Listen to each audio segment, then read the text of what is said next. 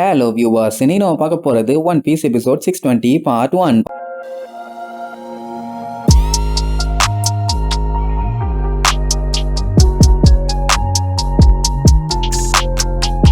Open பண்ணா நம்ம பிராங்கியோட ரோபோட்டை தான் காட்டுறாங்க. அது நெருப்புல சும்மா தக தக தகன்னு எரிஞ்சுட்டு இருக்குது. அப்ப அங்க சில பல பீஸுங்கெல்லாம் அப்படியே உடஞ்சு தெரிச்சு போய் கிடக்கும். அது எல்லாமே கட கட கட கட கடன்னு ஒண்ணு சேரும். என்ன அப்படி ஒண்ணு சேருதுன்னு பார்த்தா பேபி 5 தான் அப்படி ஒன்னா சேருவான். அவளே ஆயுதமா மாதிரி வெட்டிப்பா, மறுபடியும் அவளே உயிரோட வந்துருவான். What a power! இதுதான்டா மிசைல் கேர்ள். யாருகிட்ட மோதணும்னு பார்த்து மோதணும். நான் நெருப்புடா நெருப்பு அப்படின்னு பயங்கரமா சீன் போட்டு போவா. அந்த டைம் அந்த பஃபலோ மண்டையன் அவ தூக்கி போட்டாலே வெப்பன் அதெல்லாத்தையுமே தூக்கிட்டு வந்து, நீயே வெப்பனா இருந்தாலும் உனக்கு இந்த வெப்பன்லாம் தேவையானு கேட்பான். அவ தூக்கிட்டு வந்ததுக்காக ரொம்ப ரொம்ப தேங்க்ஸ்னு சொல்லி சந்தோஷப்படுவா. அப்ப இவகிட்ட அந்த வெப்பனை வித்தான்ல, அவன் ஏமாத்தி வித்தான். ஆனா அவ இவளுக்காண்டி தான் அவன் வித்தாங்கிற மாதிரியே யோசிச்சு பார்த்துட்டு அப்படியே பயங்கரமா என்ஜாய் பண்ணுவா. பஃபலோ பச்சை பச்சையா திட்டிட்டு வருவான். அவன் உன்னை ஏமாத்தி இருக்கான் மூளைகட்ட முட்டாளே, கொஞ்சம் பின்னாடி பாருன்னு சொல்லுவான். பார்த்தா இவ்வளவு நேரம் தக தகன்னு எரிஞ்சுக்கிட்டு இருந்த பிராங்கியோட ரோபோட் மறுபடியும் ஃப்ரெஷ் பீஸா வந்து நின்று அப்படியே எய்ம் வச்சுட்டு நிக்கும். அதுவும் அவன் கொடுத்திருக்க போஸ பார்த்தா என் மேலையா கைய வச்ச, என்னெல்லாம் உன்னால எதுவும் பண்ண முடியாது. ஏன்னா நான் ஒரு வெறி கொண்ட வேங்க. நீ யாரு என்னன்னு எனக்கு தெரியல, ஆனா என்ன பத்தி உனக்கு தெரியல. ஏன்னா நான் ஒரு இன்வென்சிபிள் அயன் பைரட் அப்படின்னு பேசிக்கிட்டே டப்பு டப்புன்னு அடுத்தடுத்து அட்டாக் பண்ணுவா. அவ தப்பிச்சு ஓடிட்டே இருப்பான். நான் ஒண்ணு இந்த கடலோட அமைதிக்காண்டி சண்டை போறவன் இல்ல, நான் ரொம்பவும் பயங்கரமானவன், ஒரு அயன் பைரட்னு சொல்லிக்கிட்டே அட்டாக் பண்ணிட்டு இருப்பான். அவளுக்கு காண்டாயிரும். இவ்வளவு நேரம் நீ சாதாரண பொண்ணா பார்த்தா, ஆனா இதுக்கப்புறம் நான் ரிவால்வர் ரீட்டாடா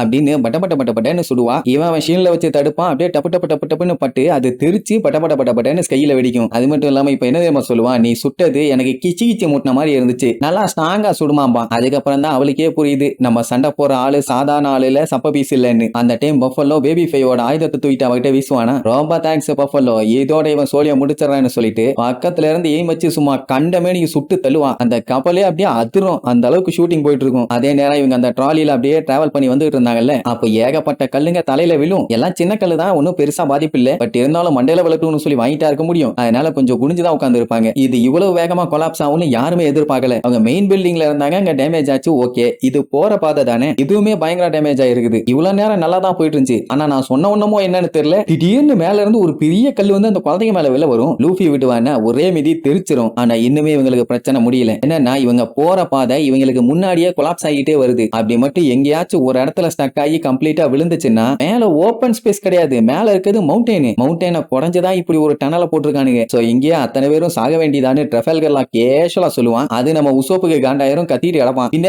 இவ்வளவு பெரிய சம்பவத்தை அவ்வளவு அசால்ட்டா சொல்லிட்டான்னா சரி ஏதாச்சும் பண்ணி போலாங்கிற மாதிரி சொல்லி போயிட்டு இருக்கும்போது நல்ல நேரத்துல சீலிங்ல இருந்து ஒரு பெரிய சைஸ் பாறை ஒண்ணு அப்படியே சரிஞ்சு விழுந்து இவங்க ரோட பிளாக் பண்ணிரும். அந்த மஞ்சமாக்கானுங்க G5 ஸ்குவாடுன்னு அத்தனை பேருமே நட்டுங்க ஆரம்பிச்சிருவானுங்க. ஐயோ வழிய பிளாக் பண்ணிருச்சே, இப்ப என்ன பண்றதுன்னு. அப்ப அந்த ஜோரோ முன்னாடி வந்து நின்னுகிட்டு, நீங்க பாட்டுக்கு போய்கிட்டே இருங்க, மிச்சம் எல்லாம் நான் பாத்துக்கிறேன்பா. சொல்ல போனா அந்த கல்லு விழுந்து அந்த பாதையவே கம்ப்ளீட்டா மறைச்சிருச்சு. இங்க எல்லாத்துக்குமே வீதி. ஐயோ என்ன ஆகுபோ ஏதாகுபோது தெரியலையே, போய் இடிச்சா ஸ்ட்ரெயிட்டா கைலாசம் தானே, இவங்கள நம்பலாமா வேண்டாமான்னு குழந்தைங்க எல்லாம் கண்ணை மூடிட்டு உட்காந்துக்குவாங்க. அடுத்த ஷாட்டுங்கும் போது ஜோரோ ஒரு வெட்டி அந்த கல்லு ரெண்டா பிரிஞ்சு இவங்க நடுவுல வர்ற மாதிரி காட்டுவாங்க. யாராலையும் நம்பவே முடியல. அப்படியே மிரண்டு போய் அதுக்கப்புறம் சந்தோஷத்துல கத்துன்னு கத்துவாங்க, ஐயோ நம்மளை காப்பாத்திட்டான் அப்படி அப்படின்னு. அதுக்கப்புறம் அந்த G5 ஸ்குவாடு ஆல்ரெடி இவங்க எனிமியாவே இருந்தாலும் இனிமேட் இவங்க எங்க எனிமியா வேண்டாம், ஃப்ரெண்ட்ஸாவே இருக்கட்டும்ங்கிற மாதிரி எல்லாம் பேசுவாங்க. நம்மால அப்படியே கேஷுவலா திரும்பி பார்த்துட்டு ரொம்ப கம்ஃபர்டபிள் ஆகாதீங்க, சம்பவம் இன்னும் முடியலமா. இவன் சொன்னதுக்கு அப்புறம் அத்தனை பேரும் பின்னாடி திரும்பி பார்த்துட்டு அப்படியே ஆடி போயிடுவாங்க. சொல்ல போனா அவங்க கண்ணுல எல்லாம் அப்படி ஒரு மரண பீதி. என்னாச்சுன்னு பார்த்தா அந்த புகை சும்மா மின்னல் வேகத்துல வரட்டிட்டு வருது. சொல்ல போனா ஏதோ வீம்புக்குன்னே இவங்களை விரட்டுற மாதிரி விரட்டிட்டு இருக்குது. ஸ்மோக் எல்லாம் பார்த்துட்டு மறுபடியும் வந்துருச்சா, இது ஒண்ணு தொல்லை பண்ணிட்டு இருக்குன்னு கேஷுவலா இருப்பான். இப்ப மட்டும் இடையில இங்க இடிஞ்சு விழுந்துச்சுன்னா இவங்க புதையறது மட்டும் இல்ல, இந்த பாய்சன் கேஸ்ல சிக்கி சின்ன பின்னமாயிருவாங்க. இதை நம்ம ரோபின்னு கேஷுவலா சொன்ன உடனே உசோப்பு காண்டாயி கத்திட்டு இருப்பான். ஏமா இவ்வளவு பெரிய சம்பவத்தை இப்படித்தான் நீ கூலா சொல்லுவியா, மண்டைக்குள்ள என்ன மாங்காவா இருக்கு, ஐயோ என்னால முடியலையேன்னு தொண்டை தண்ணி வத்த கத்திட்டு இருப்பான். இப்படி அடுத்தடுத்து ஒவ்வொரு ஆப்பா வந்துட்டு இருக்கா. ட்ரெஃபல்கர்லாம் இன்னொரு பெரிய பிரச்சனையை சொல்லுவான். என்னன்னா எப்படியும் அவங்க எக்ஸிட்ல போய் சேரும் போது அங்கேயுமே இதே மாதிரி கேஸ் இருக்கத்தான் செய்யும், நம்ம தான் சேஃப்டியா இருக்கணும், இங்க யாராச்சும் விண்டோ ஜெனரேட் பண்ணுவீங்களான்னு கேட்பான். என்னடா திடீர்னு இருந்துகிட்டு இப்படி ஒரு ஸ்பெஷல் ஸ்கில் இங்க இருக்க ஆளு கிட்ட கேக்குற, அதுக்கெல்லாம் பாசிபிளே இல்லன்னு சொல்லிட்டு இருக்கும்போது நம்ம நம்பி என்னால முடியும்பா. அப்ப உசோப் அப்படியே கூர்ந்து கவனிப்பான், இன்னும் எவ்வளவு தூரம் போக வேண்டி இருக்குதுன்னு. அப்பதான் லைட்டா ஒரு ஒளி தெரியும், அதுதான் எக்ஸிட்.